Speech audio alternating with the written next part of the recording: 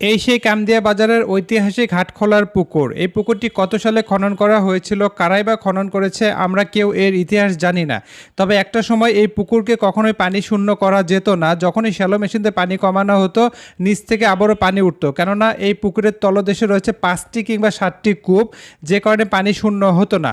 বর্তমানে আবর্জনার কারণে হয়তোবা কূপগুলো বন্ধ হয়ে গিয়েছে এবং দেখতে পাচ্ছেন কিছুটা মাঠের মতো লাগছে। যদিও এখনও কিন্তু এই পুকুরে পানি আছে, তবে এই পুকুরটা বর্তমানে আপডেট করা হচ্ছে, অর্থাৎ মাছ চাষের জন্য পুনরায় এটাকে প্রস্তুত করা হচ্ছে। ইনশাল্লাহ যখন মাছ চাষ করা হবে তখন এর যে বিউটি সেটা আমি অন্য আরেকটা ভিডিওতে শেয়ার করার চেষ্টা করব। এই পুকুরটি কামদিয়া বাজারের মধ্যে অবস্থিত হওয়ার ফলে এটাকে হাটখোলার পুকুর বলা হয়ে থাকে। এবং যখন এই পুকুরটি সেচ দেওয়া হয়েছিল আজ থেকে অন্তত 20 বছর আগে, তখন এখানে একটা ঘাট বেরিয়েছিল এবং সেই ঘাটে অনেক পয়সা পাওয়া গিয়েছিল, পুরাতন পয়সা, আমরা যেগুলোকে কাঁচা টাকা বলি বা প্রত্নতাত্ত্বিক নিদর্শনও বলা যেতে পারে, সেগুলো পাওয়া গিয়েছিল। এই পুকুরের সাথে আমার অনেক আবেগ